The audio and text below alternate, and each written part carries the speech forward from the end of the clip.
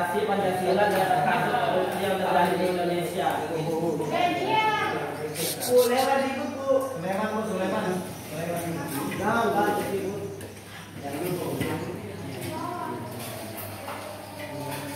Latar belakang adalah perbuatan di mana seseorang secara diam-diam mengambil uang negara untuk keuntungan pribadi atau keuntungan lain yang bukan keuntungan negara.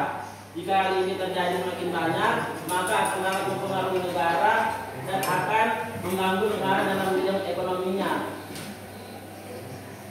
Jika perekonomian terganggu, kehidupan negara juga akan terancam. Banyak negara di dunia yang korupsi, termasuk negara kita, Indonesia. Di Indonesia, korupsi sangat sering terjadi di pemerintahan.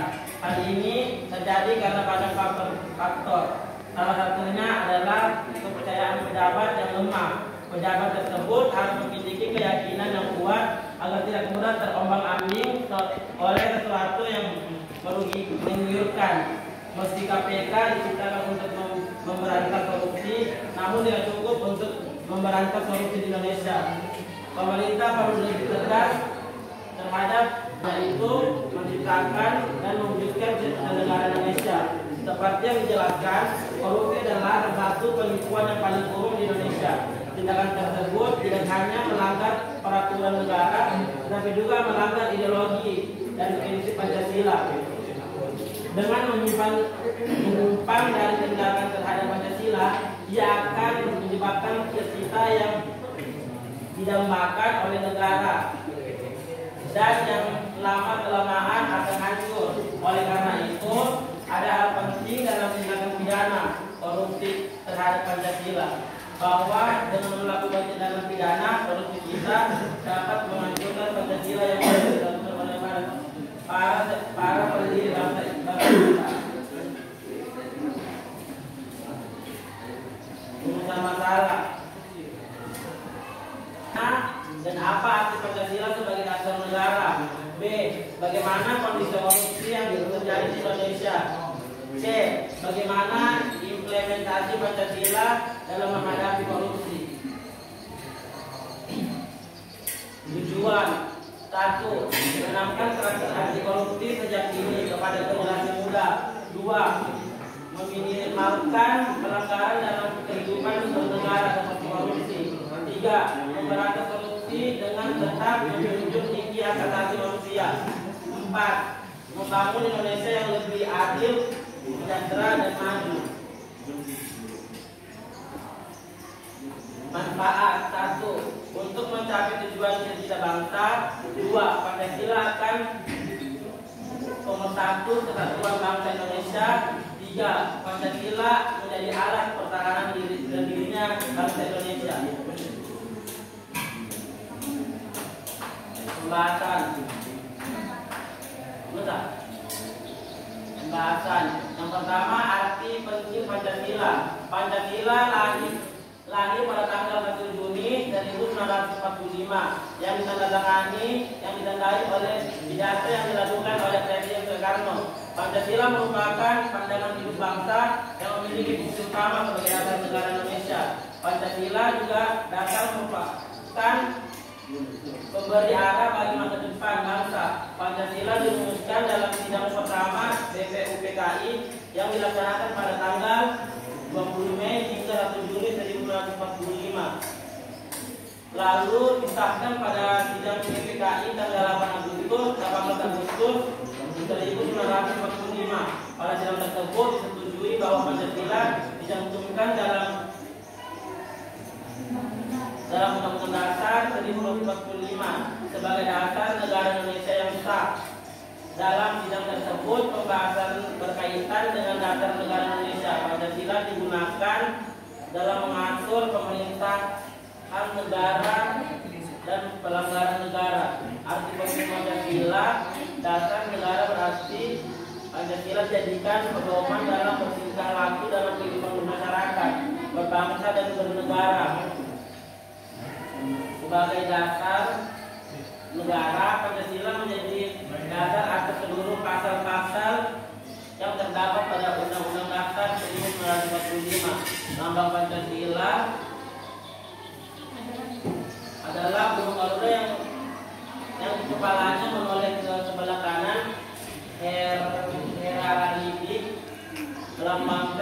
kekuatan dan gerak yang dinamis dan terlihat dan sayapnya yang mengembang yang terbang ke angkasa. Balita yang menyerupai jantung yang digantung dengan rantai pada leher Garuda yang semboyan, Bhinneka Tunggal Ika yang berarti berbeda-beda dan bersatu, yang tertulis di atas Ika yang dicengkram Garuda.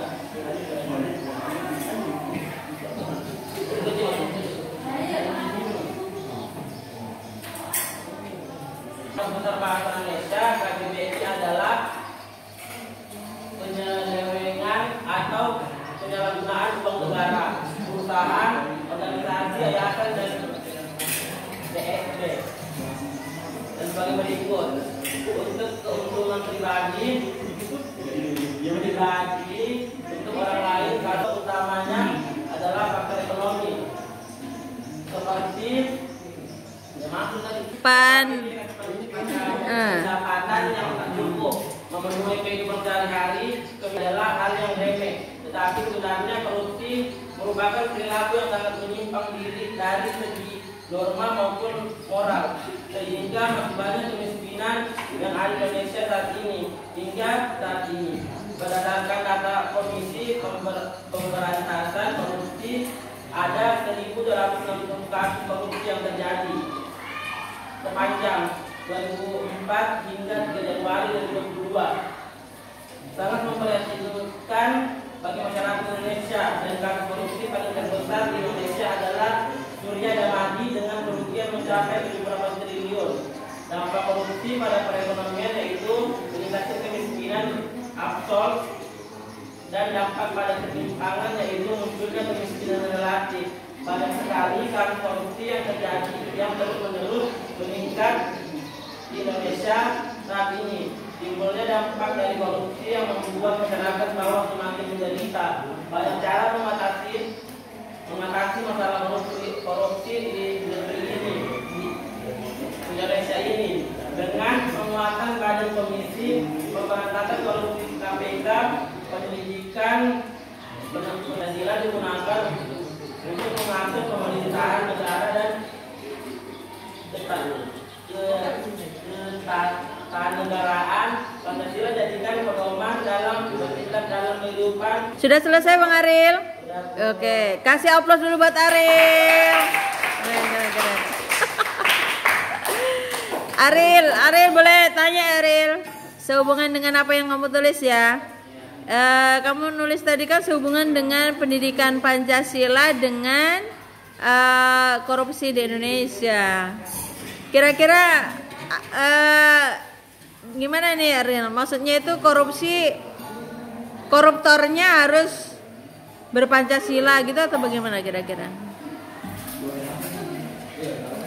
Kan tadi ada Pancasilanya, kemudian ada korupsinya, itu gimana tuh kira-kira?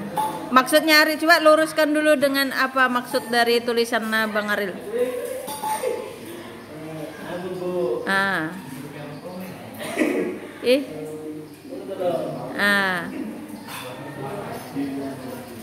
Yang lainnya boleh juga bersiap untuk menanyakan ya.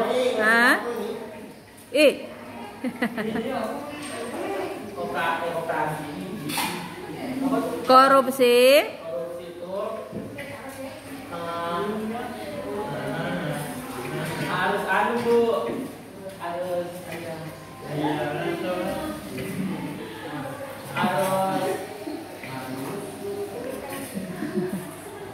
Ariel itu cerita dari korupsi itu Bang Ariel ceritakan bagus juga gitu, bahwa korupsi di negara Republik Indonesia ini sudah banyak sekali terjadi, bahkan sangat merugikan negara gitu kan, sangat merugikan negara. Kemudian sedangkan kita memiliki apa gitu, korupsi itu harus mengikuti Pancasila yang pertama. Ketuhanan Yang Maha Esa. Jadi bagaimana itu? Maksudnya dia kayak dicoba Pancasila gitu kan Bu. Yang semua kan tahu. Kalau dia kayak bisa sini-sini kan, tidak mungkin korupsi, tapi sini-sini korupsi. Jadi kayak masyarakat warga-warga biasa seperti kita ini sudah kayak percaya dengan dia bahwa sudah tidak korupsi. Oh gitu. Maksudnya dia sudah memberikan, ibaratkan perilaku dan sikapnya pejabat ini seperti nilai-nilai Pancasila lah, sudah gitu ya. Tetapi ternyata setelah dia menjabat ternyata korupsi itu gitu ya. Jadi Ariel tadi menjabarkan nilai-nilai Pancasila yang terkandung dalam Pancasila, kemudian contoh-contoh korupsi di Indonesia gitu ya. Jadi intinya semua orang yang menjadi pejabat itu sebaiknya harus memahami dengan benar isi-isi Pancasila gitu ya Bang. Oke, luar biasa dari Ariel.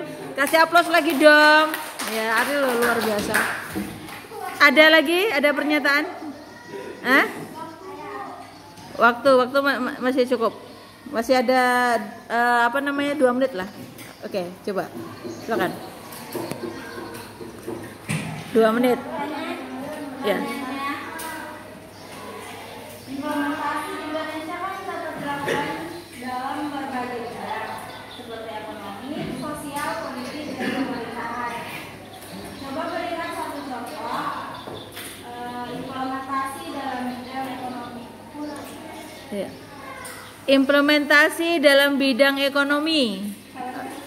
Ya, contohnya apa kira-kira? Ini ya sehubungan dengan nilai Pancasila atau korupsi? Bu. Oke. Implementasi itu kan Implementasi. memikirkan matang-matang itu rencana yang harus dilakukannya. Nah, tadi bilang disatukan tentang ekonomi. Ya, oh ya. Bidang ekonomi itu contohnya